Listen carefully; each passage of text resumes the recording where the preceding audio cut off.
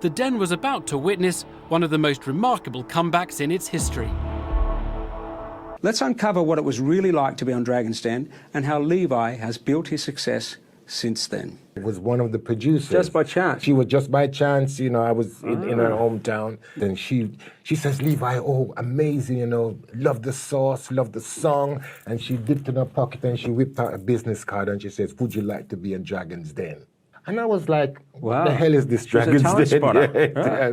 I'd never seen the show. I didn't even heard of it. But I was thinking that I hope it's not like I'm a celebrity get me out of here, because a Rasta man cannot go and be eating kangaroo testicles and stuff. So I was telling her that. Australian, I don't eat that either. So I was telling her that I'm not interested in this, whatever this Dragon's Den is. I'm just happy you're singing the song and it's straight. If you want, you can buy some sauce. And she says to Levi, please take my business card. And I went home, we came back to London and I went home and my daughter normally packs away my business card that I collect, you know. And when she saw the blue BBC card with the lady's name on there, she was jumping up and down and she's like, Dad, it's Dragon's Den, where'd you get this from? And I'm like, what the hell is this Dragon's Den? And it was my daughter that explained to me what Dragon's Den was. But then they said to me, you know, Dad, whatever you do, don't think you're gonna go on that show and sing no bloody song, because it's about business and enterprise. Hot reggae, reggae sauce, and rice and peas and fish. Put some reggae sauce on your... My name is Levi Roots. I'm looking for 50,000 for 20% in my Reggae Reggae Sauce. I think if I'd watched the show, I wouldn't have gone on. You know, I'm going to be this black guy that goes onto this show with a bloody guitar and a song called Reggae Reggae Sauce, and no one's going to invest. But you know, the experience that you went through was pre-designed deliberately, almost to heighten the tension. Right? You know, it must be scary as hell. I was nervous sitting in the chair, like I felt imposter syndrome. Because I think it's the same experience when I'm on stage performing. You look into the audience, and if they're not enjoying it, then you know perhaps that you need to change a number and sing another number. But I saw you tapping on the desk and had this amazing sort of look on your face thinking, I don't know whether it's what the is this guy doing? I'd never watched the show. I'd refused. My kids were saying to me, you know, Dad, you need to look up Dragon's Den. And I was like, I don't want to see anything at all to do with the show. I don't want to be beaten before I got there, because everybody was really telling me that I shouldn't have taken the guitar. On Dragon's Den, there's a certain number of ones producers, directors know that are not going to make it. And you were one of those. Yes. You had a big plus on your side. You had this order. And an order is sort of independent verification. Someone else, apart from Levi or apart from us making a judgment, has said this sauce has value. I've got a very nice order. Wait for it. 2.5 million litres of Reggae Reggae Sauce as their first order. Any questions, please? My real name is Keith. But Richard Farleigh had even more basic concerns about his business acumen. You've got an order for 2,500 kilos. Is that the one you're saying is 2.5 million litres? A kilo is about the same as a litre. If it's water, it's exactly the same. Yeah. So it's not 2.5 million litres, as it's 2,500 litres. It's about 25,000 a year.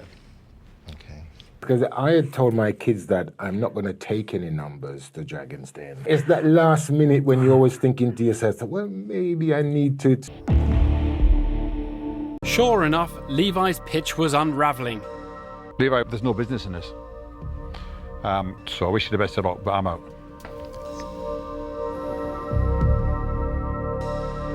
It's not going to be on a big enough scale for me. So thanks for bringing it here, but I'm out. That letter's not an order. It's not an order. And it's pretty well very little hope to getting to major supermarkets. So I'm afraid, Levi, and I'm out.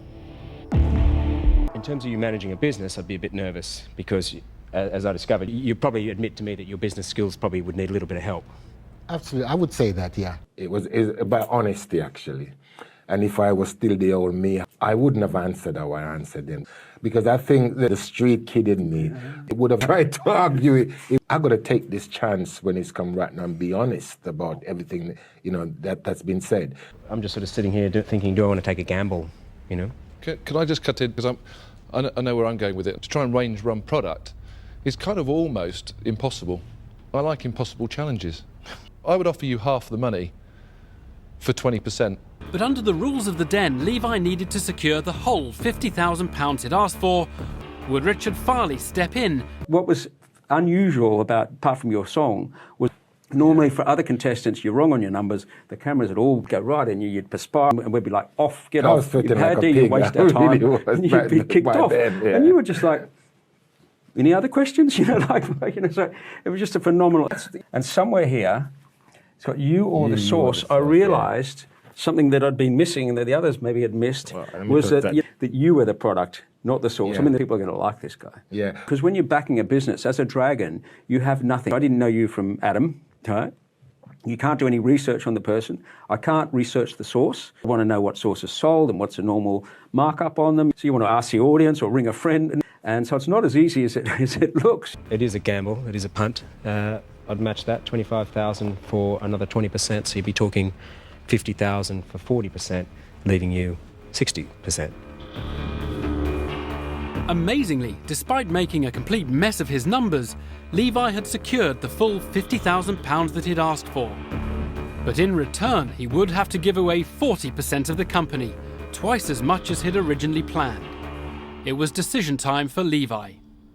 I maybe can sing the song and write the song and sell the sauce, but on the business end of it, I would need some help. That deal, it's not ideal for me, but at the same time, I think this is going to do fantastic for the sauce. So I would accept it gladly. Levi had done it. He'd secured a £50,000 investment and the backing of two powerful dragons. But I still didn't know if it was going to succeed. I think you were shocked when, you wanted 20%, all of it. And we said, well, what about this deal? And you're like, hell yeah. Yeah, because I never knew what Dragons Den was. I just said it's knowing what you do after that original success that moves up. And it was just a great thing that we just thought of. Outsourcing the brand. And then you just sit back and collect the royalty. Absolutely. And then you can't lose any money. I remember we went to Sainsbury's, and Justin King, the chief of Sainsbury's, was, having a chat, and he said, "Oh, Levi, saw Dragons, and it's absolutely fantastic. And I like to make a nice little order of the sauce." And we were making 67 bottles every time we made the perfect recipe of my grandmother's inspired sauce. So I was just thinking that, please God, don't let him order anything over 67 bottles. He says, "Levi, could you please deliver 250,000 bottles of the sauce?" It was the biggest selling sauce within a month or two, wasn't it? It was, and I'll never forget that, because it was a matter of 3 weeks that Justin King called me up for the second time now and said to me, "Levi, and he couldn't even pronounce reggae. He said, Reggie. Reggie sauce. Your Reggie sauce is outselling Heinz tomato ketchup." It was just a surreal moment. Well, what tends to happen on Dragon's Den, because when you co-invest, it doesn't make sense for two people to lead an investment. So one, and in this case it was Peter, and he did a fantastic job. And I think I got an egg cooker on another one, which didn't happen in the end for various reasons. But Peter was the one who, and got it into Sainsbury's so quickly. I want to say thank you to you, Richard. From the bottom of my heart, I really do. Because without you taking that punt, that word as you use on Dragon's Den, I wouldn't be here right now. So I've always thought to myself, if I could have 4 people at a dinner table for me, they would be, firstly, my granny would be there cooking the food. Secondly, Bob Marley would be there. At the top of the table, I would have you.